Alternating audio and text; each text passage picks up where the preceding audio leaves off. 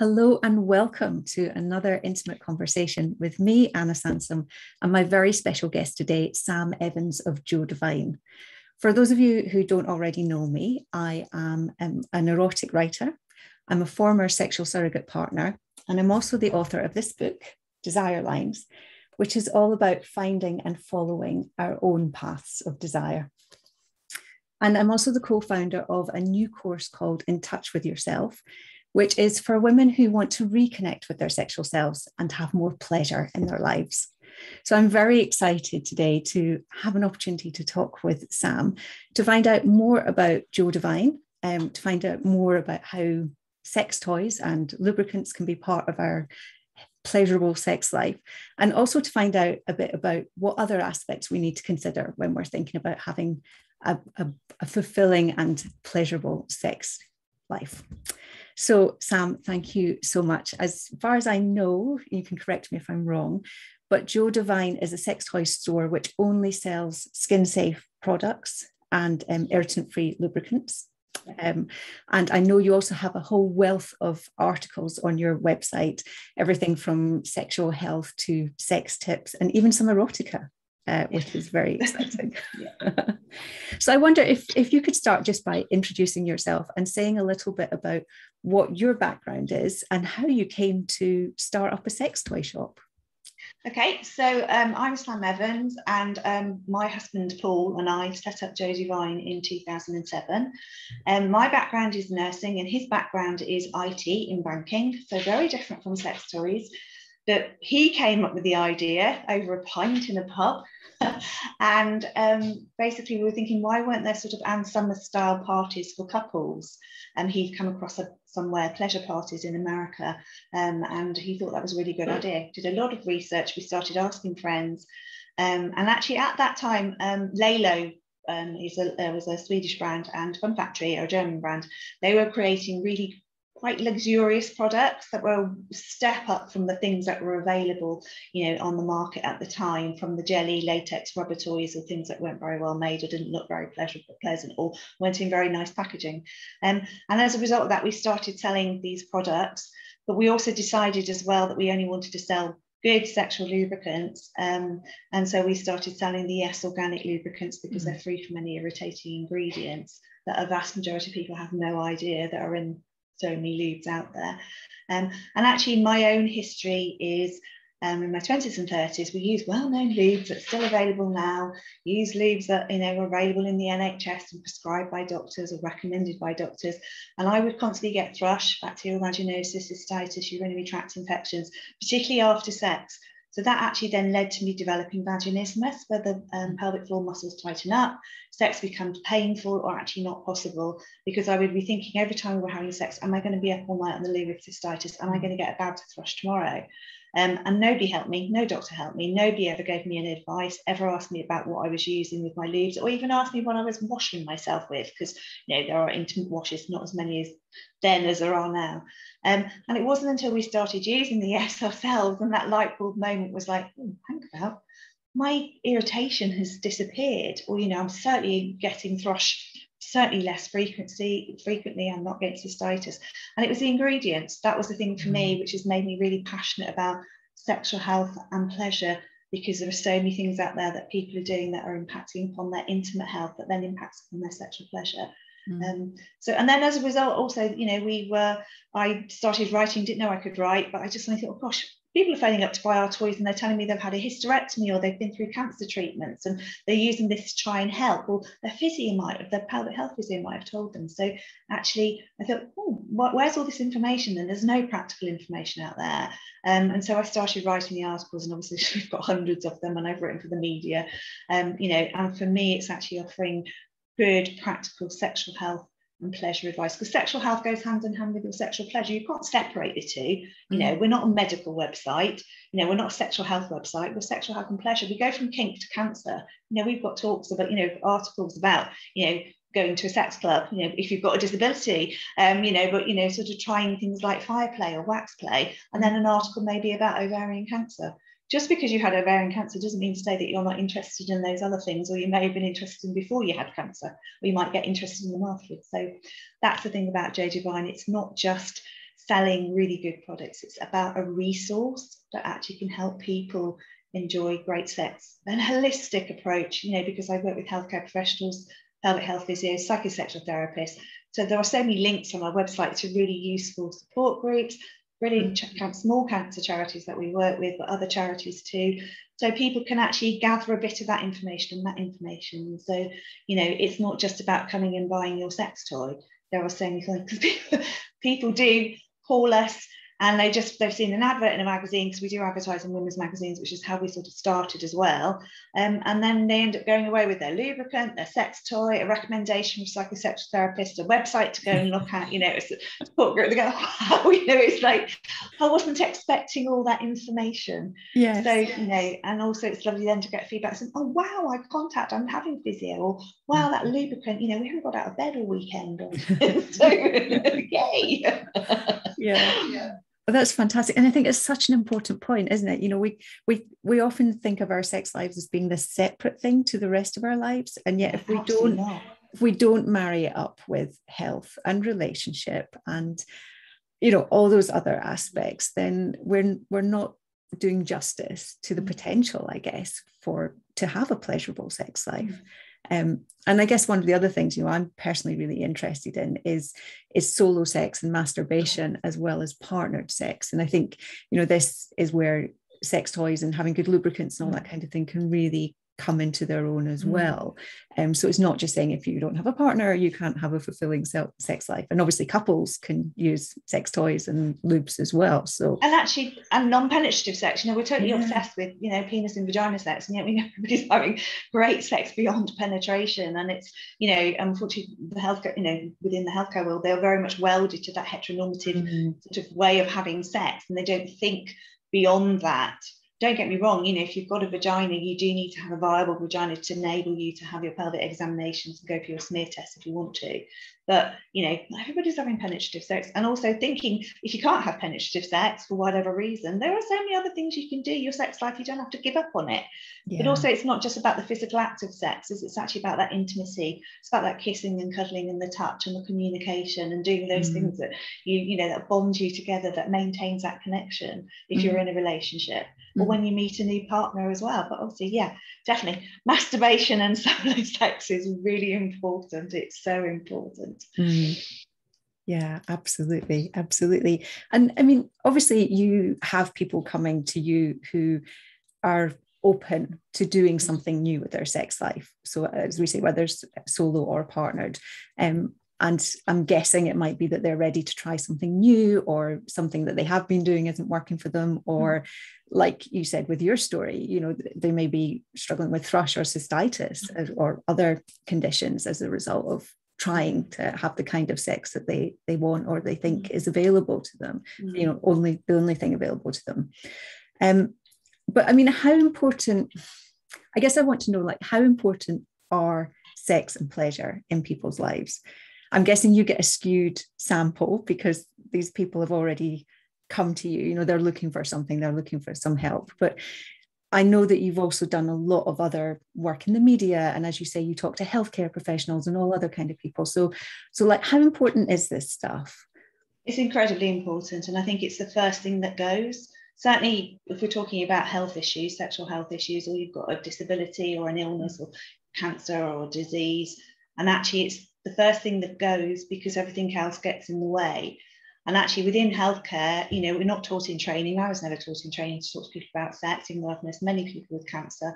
I've also trained as a renal nurse, and obviously renal patients can end up with issues with their sex life. And I even did a project about it, but nobody was interested in this, the renal patient and sexuality.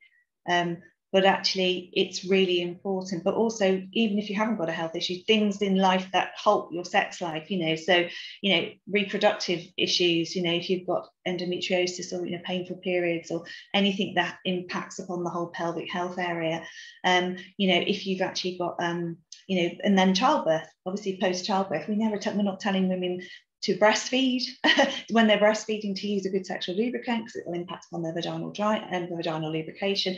But also, if you're still struggling to enjoy pleasurable sex, 6 months down the line, then maybe it could be time to seek help. And I speak to people who've had problems, you know, they're in their 70s and they have still having problems, and it's related to when they had their children years ago. And then obviously menopause, you know, it's that midlife, but it's not even just midlife, because obviously a lot of younger women go through menopause too, especially if they've been through cancer treatments or they have early menopause. And they can bring a halt to your sex life, and things change as well. And again, you know, anybody with a penis or a prostate, you know, they can have erectile difficulties, enlarged prostate issues, obviously things like heart disease, diabetes, that, you know, people don't realise can all impact upon your sexual function, and then that impacts upon your sexual pleasure and your relationship. And the biggest thing is obviously people are so embarrassed, they don't want to talk about it, they don't even want to look at their own bodies, you know, they don't, you know, some women, I had to explain to somebody today what a clitoris was and where it was, you know, and I was talking her through it on the phone, but you know, that's why sex education is really, really important. We need to be teaching younger people about this. In fact, our daughter is a young sex education activist, she's 21. But this is really important. But I do a lot of adult sex education because people don't know their body. And also your sexual needs and desires and your sensations change over time. You know, what might have worked once and you've done it for the last 20 years is no longer working for you. And that's why communication is key. So, you know, sex is everywhere. It's all over the media. We've got, you know, scantily clad bodies. We're always having the, you know, paparazzi papping these poor 16-year-olds. Oh, she's turned into a beautiful young woman. And, you know, which drives everybody potty. And, you know, we're pushing now for older images of older people, because our customer base is 18 to 95.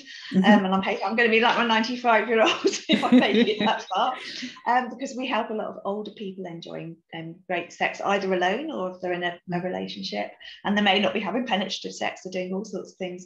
And it's this thing is that we never actually talk about the practical nitty-gritties. It's like, you know, and actually this is really important. And also, like with sexual lubricants, there are so many things available on the high street and online that are full of irritating ingredients. It's actually, people care about what they eat and what they use on their bodies, and even the clothes that they wear, but they don't actually think about what they put into the most intimate parts of their bodies. And that's a big thing that obviously my history makes me very passionate about that, because no, not all lubes are the same.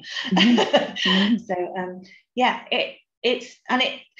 what I find really sad is that it doesn't take much for your sexual relationship to break down if there is a problem or you cannot communicate to your partner. You know, my heart sinks when somebody says, have you got a completely silent vibrator I can use in bed next to my husband once he's asleep? Gosh. It makes me really, really sad. But I don't know what their marriage is like. I don't know what their relationship is like. So, you know, it's not for me to say, oh, no, you should be talking to him, you know. And it's the fact is that people can't actually talk about it. I mean, I've been closed down by friends, you know, for wanting to even mention what I do for a living. And I find it bizarre. It's like, why would you not be curious about something that's actually a pleasurable part of your life? And it's so beneficial to your physical and mental well-being and your relationship. So it's such a contradiction, isn't it? Because like you say, sex is everywhere. You know, it really is. But when it comes to conversations about authentic sexuality, learning about your own body, knowing what words you want to use that feel good for you, and all of those different things, it can be really difficult to do, because we're just not taught it. And I'm 48 now. I'm definitely perimenopausal. My desires are changing, my body is changing, all those different kind of things. And I think it's fantastic that this age group and older can be having these conversations, because, you know, I get really excited about what I see on social media for younger people and what I see to be much more open conversations about sex and sexuality. But we need those conversations to be available to everybody, you know, every adult, no matter what their age, no matter what their relationship status, their gender identity, their sexuality, all those kind of things. So this is partly why, like, I get so excited when I meet someone like you who seems so comfortable talking about these things, because the more we can have these open conversations, the more people can start to find out what they need for themselves and hopefully access that. So that's yeah, I mean, and the thing is about talking about it in a professional manner, not just giving, we're talking about sex, vaginal dryness. You know, as I often see, and that's actually from some healthcare professionals. I mean, it was lovely being part of the Sex Knit and the menopause program with Davina McCall. Came here, sat on my sofa, we had a little conversation over the coffee table, which was absolutely brilliant, but we were being filmed. And it was just great. It was just actually great to be on a menopause program where we actually talked about sex toys, orgasms, leaves, sex toys. We showed sex toys. We said why it's really, really important, rather than this hushed conversational tones. It's like a bit of vaginal dryness, or actually you might want to use some lube. And if you do it in that way, that sounds even more embarrassing. And that's what I find frustrating for me. You know, when people often they're not quite sure, but then I just go all guns blazing, and I'm afraid I actually probably don't give them a chance to pause for breath, because I'm going, right, okay, you need to use this will work, you might want to try that, you know. And I'm talking about them as if I'm having a cup of coffee with someone going, have you thought about using this? And it's like, I think because that relaxes people. Often people find that they're very anxious, even though they're in the mindset, they think, they've seen an advert and they've never bought a sex toy, but actually thinking, quite curious about that. I think I'd like to try one, whatever their age, you know, from 18 to 95. And they wouldn't go into a high street shop. They wouldn't know where to start online. And actually they'll find, I'm really, really anxious. And we go, well, we have thousands of these conversations. You're not the first. And by the end of it, we're having a giggle, you know. And I think that is really, really important, fact that we help people to relax. I mean, you know, one of the sad conversations we had is when people have been widowed and they're experiencing sexual bereavement. And obviously, you know, after this pandemic, that can happen to anybody of any age, sadly. And it is really sad, and a lot of people feel embarrassed. They feel guilty for buying a sex toy, but they're missing the physical sort of intimacy, you know, that process with a partner is obviously a toy's not going to replace your partner, the kisses and the cuddles and whatever. And it's lovely because often they say, oh yeah, I think Fred would be happy that I was buying this. And I, you know, and we've had women say to us, well, I've come off the antidepressants, I'm no longer sad, and my mental health's better, and I'm sleeping better at night, and I'm having a regular orgasm, I take it off in the bath, and I have a little routine. And, you know, and actually it's sexual bereavement's a conversation that you can't have with somebody. Well, how are you getting on? Well, actually, I'm really missing the sex. You're not going to say that to your family and friends after your partner has died. And yet it's really important, you know. And I'm advising a lot more younger people now who've lost their partner, or their partner has a health issue, which means that they're no longer they can't enjoy the intimacy that they had. So they're trying to look at different ways to enjoy that too. Oh, I'm so glad that you're doing that and having those conversations. It's so important. And you're right, you know, somebody who's been bereaved, you might ask, you know, well, how are you doing, or how are you managing financially, or how are you managing around the house, or whatever. But yeah, do we ask people, are you missing intimacy? Like, how are you managing? How are you still able to get some pleasure with your body? And of course, because pleasure is so important and can be such a healing and nourishing thing, you know, this is one of the other things I'm passionate about, is not just thinking that pleasure is a nice to have add-on that you get at the end of the day, maybe when you've done all your chores, but we actually like have a way to integrate it in our lives, sexual pleasure and other forms of pleasure as well. So yeah, thank you for having those conversations with people.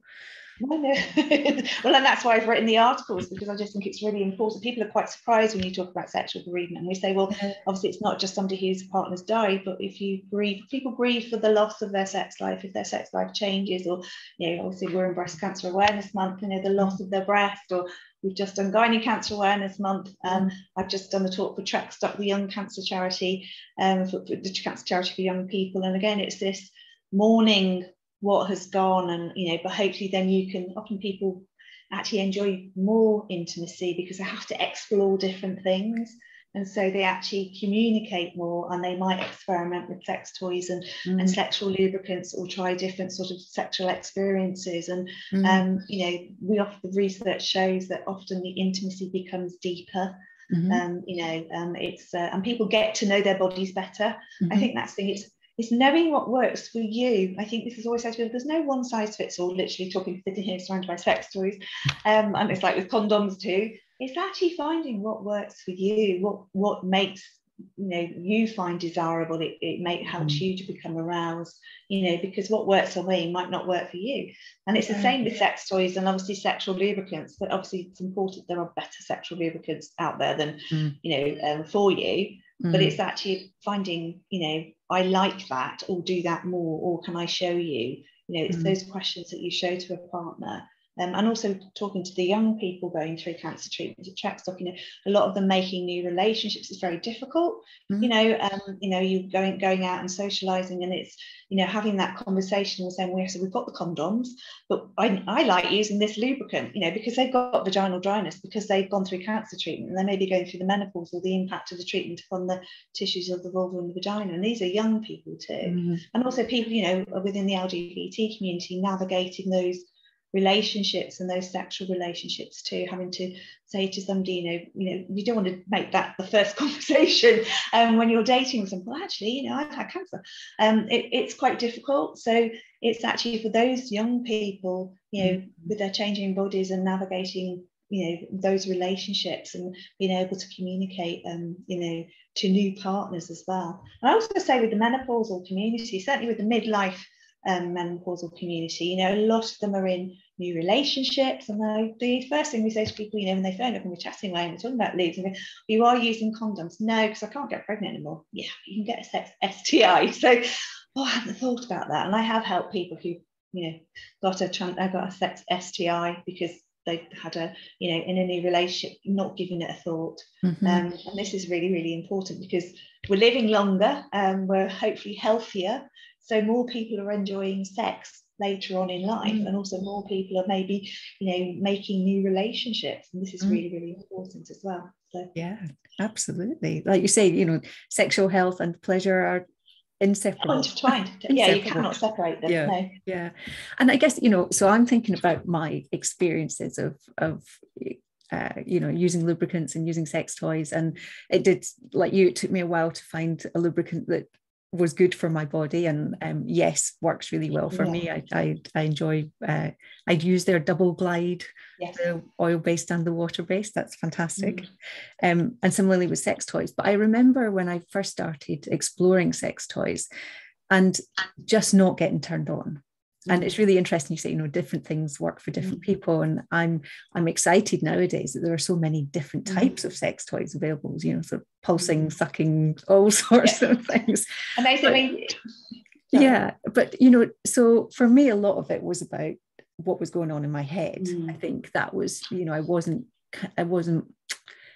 connected to my own erotic self. And I thought when I was younger that having an orgasm was purely a physical thing. And if I got the physical sensations right, then everything would work from there. And it didn't, because I wasn't actually connected emotionally, I guess, to myself. But what would your top tip be for somebody who maybe has tried sex toys before, but they've, ended up under the bed, unused or unloved, or is trying a sex toy for the first time? Like, what's your top tip for them to know, A, what sex toy to choose, and B, how to, I guess I want to say, form a relationship with it? But the most important thing is obviously choosing it that's skin safe. So as I said, we've talked about, only silicone, glass, metal, ABS, plastic, because jelly, latex and rubber are highly porous. They degrade over time. They absorb bacteria. They're really, really poor materials, and you should be avoiding those. Also, another warning I just want to say is watch out for fake, used and even stolen products available online. That's really, really important to buy from a reputable manufacturer or retailer, and also a retailer you can call, like Joe Divine, or send us an email. Because we're always happy to advise people, because often people say, I'm thinking of buying this toy, and we go, well, it's our biggest toy on our website. Have you used a sex toy before? No. Okay, well, I think this toy will be more suitable. And actually for me, I would say to people, would you want clitoral stimulation? Do you want internal pleasure? Men don't realise, that there are toys for people with a penis and a prostate, and actually these are great. And that a lot of the toys, we sort of, they are advertised as for somebody with a clitoris, but they can be used on a penis, so they're gender neutral. And I often say to people, like a simple wallet vibrator, use it on your clitoris, use it on your nipples, but your partner's clitoris or your partner's penis up and down the shaft and on nipples. And it's actually, do you want it battery operated, rechargeable, what material? And it's actually, I often say to people, well, how do you enjoy your orgasms, or do your orgasms feel less sort of strong? And the thing is about a toy is often people will use it, it didn't work for me, but they've used it once. And I've had that as well. Obviously, I test toys, and often I'll use a toy and go, I'm not sure about that. And then I will go back to it a few days later. And then it could be a completely different sensation. But the thing about that is probably my mindset. You know, if I sort of think, oh, I've got to test this toy, but I've got other things going on. You talk about switching the chat off in your head. And for me, you know, it's actually then going back to that toy and going, well, actually, I used it in a different way. I turned it the other way around and that worked really well. Or actually, I used it on that. Oh, I tried it on my nipples. Or, you know, so it's actually about using a toy in a different way. And as you said, you know, toys have moved on. We've got air pulse toys, the sonic wave toys, the pulsators, obviously classic vibrators, things of different shapes and sizes. Some don't even look like sex toys for penis or prostate. And actually, it's having that, it's actually making that me time for yourself. I so often tell people to take your toy off into the bathroom, you know, into the bath or the shower and relax, because a lot of the toys are waterproof, and just take that time for yourself. But the other thing as well is imagery in your head.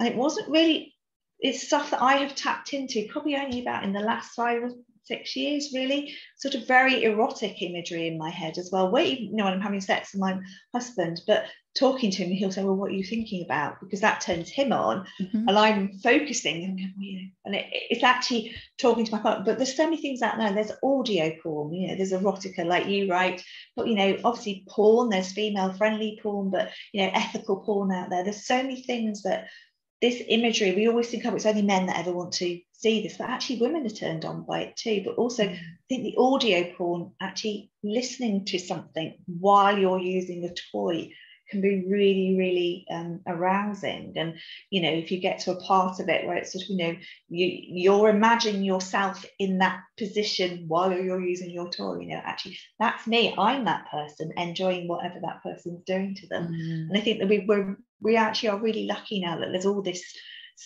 stuff out there that's been created by amazing people that, you know, really is sort of changed things an awful lot. It's opened up this whole world of beyond sort of, you know, sort of just pornographic magazines or porn, you know, that people have had access to, and obviously it's widely available now. You know, there's some really good porn makers out there, and there's some really good stuff being made, but it's not for everybody. So the audio porn is something that I always say to people, you know, we want to try it with your toy, and I think, you know, rather than rushing your toy, I mean, we advertised on recently, it's called the Sundays, and we said, we'll spend the afternoon, Sunday afternoon in bed with your Sundays. You know, it's actually having that time to spend with the toy and using it in different ways. But I think that's something that I say to people that, you know, and yeah, don't get me wrong, we occasionally get people saying it just isn't working for me. I mean, unfortunately, there's not much I can do about that.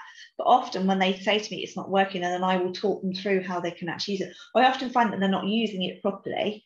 Then, you know, they go, oh, actually, yeah, I wasn't actually using it properly, you're right, you know, and I've tried it in that way or that position, and that worked really well for me. So yeah, occasionally, you know, because all toys are different and everybody's different, we're all unique, we're all different shapes and sizes, you know, no vulva is the same. So you know, but it's finding what works for you is important. So it sounds like just having a really open and experimental mind to discovering and developing your own pleasure is key for all of this. You know, being able to try different toys and being able to try different kinds of other stimulation that are going on whilst you're using the toy. But also, I mean, one great thing is blindfolded sex, you know, because obviously that heightens all your senses, smell, taste, touch, you know, hearing. And I'm saying, well, pop on a blindfold while you're using your toy on your own, because actually that cuts out all the light. You can, you know, and actually you can really then escape into your mind. I think that's the really important thing about it. It's, you know, it's actually, and also for people to get over their embarrassment, because once they discover, you know, how good using, you know, a good lube is, wow, that was transformative, as I found with the Yes products, and we sell Sutil, Lux and Rich as well. And the feedback we've got from people is, like, as I said, you know, I haven't got out of bed all weekend, but wow, I had no idea. I'd used the lube in the past and it had stung and caused thrush or whatever, but this has made such a difference, and it means that we play for longer and we actually are happy to do different things. Yeah, and try different things. And if it doesn't work, just have a giggle, because like, sex is meant to be funny. If it doesn't work for you, then, you know, move on to the next things. Actually, we've tried different things. It's like, oh God, no, that wasn't quite what I expected. It's you know, right, okay, we'll think we'll shelve that one, you know. But then other things that I've tried myself, you know, discovering my G-spot with one of our toys sort of a few years ago, didn't know I had one, but it's way back yonder. So now I know where it is. I can have it stimulated during, partner stuff, but I can use a toy too. And that, people would think, well, she owns a sex toy company. Why didn't she know where a G-spot was? But I didn't, because I remember somebody worked for. She said, well, when you have a G-spot orgasm, you will know, and she was right. So, but it's actually being open. I think that's the thing about it, and actually taking away the myths of sex toys and the embarrassment, because I think embarrassment obviously is a huge lack of sex education, not knowing your body, not knowing what works for you, and just trying different things. So. Yeah. And I love that thing about, we can always discover something new. Because we change anyway, there's new things to be discovered, but also we can just not know the full capacity that our bodies have until we play around and find out what they can do and how good they can feel. I mean, I recently did fire play and wax play. I had no idea. Absolutely loved it. It was like hot wax being poured on your breast that goes hard. But it was like, wow. And it wasn't even like a sexual thing. It was just a different sensation on my skin. And the fire play was just amazing. It's almost like it's partly maybe fear or the unknown. I think that's the thing about it.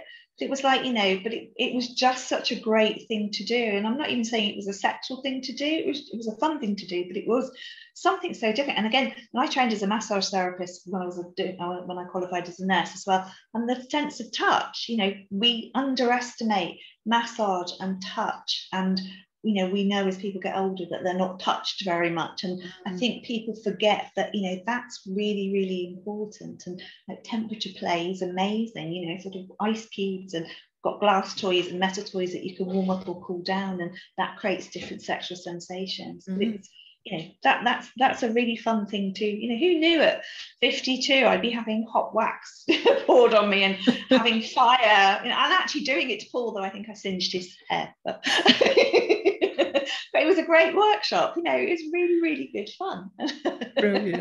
Brilliant. And I guess this is the thing, isn't it? Like, it's try to have fun with it, be open to exploring and playing, and if you want to explore using sex toys or getting some advice or help around that, know that there are people you can go to who can have these open and frank conversations and can help you find something that's going to work for you.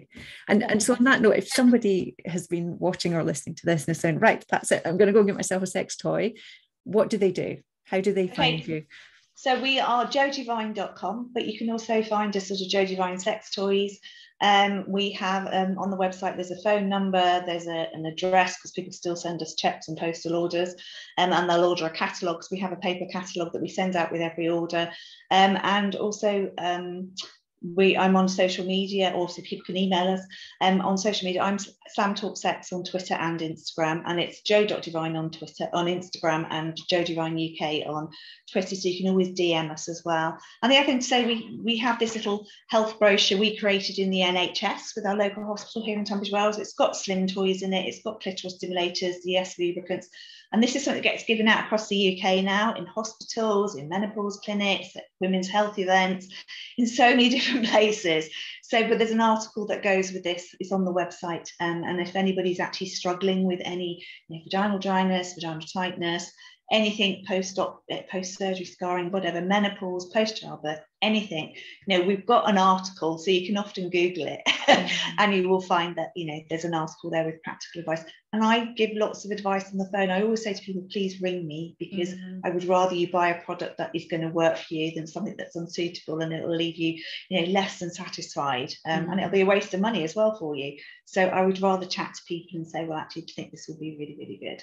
So that's how you can find Joe Divine.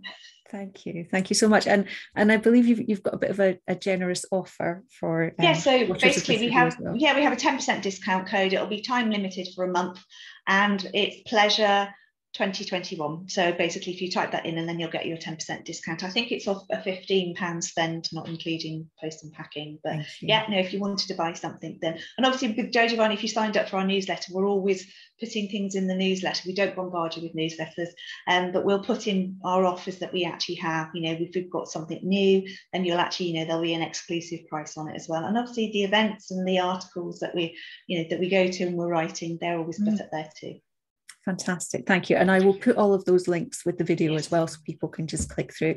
And I would, if anyone's on Instagram, I'd say do follow Sam on Instagram, because you provide so much information and just things to make me think as well about sex and pleasure. So thank you for all of the work that you do. And it's been an absolute delight talking with you. Was there anything else that you wanted to say that we haven't covered? No, I just want to say to people that, you know, sex is meant to be noisy, messy, embarrassing, consensual, pleasurable, and most of all, fun. You know, this is what I do all the time, and there are just some simple ways to make it more pleasurable. You don't have to give up on your sex life if it's a problem, or you want to make it better, whatever your age. You know, we all want to be like our 95-year-old customer, still enjoying great sex. They bought his and her toys, enjoyed a second honeymoon, as they told us. So that was fabulous. So, you know, you're never too old to enjoy, you know, great sex. Thank you. Well, that feels like the perfect place to end this conversation. Thank you so much for joining me today. And yeah, please keep an eye out for future conversations. And also, if you want to go and use that discount code for Joe Divine, it's Pleasure 2021. And here's to more pleasure ongoing. Thank you, Anna. Thanks. Bye-bye for now.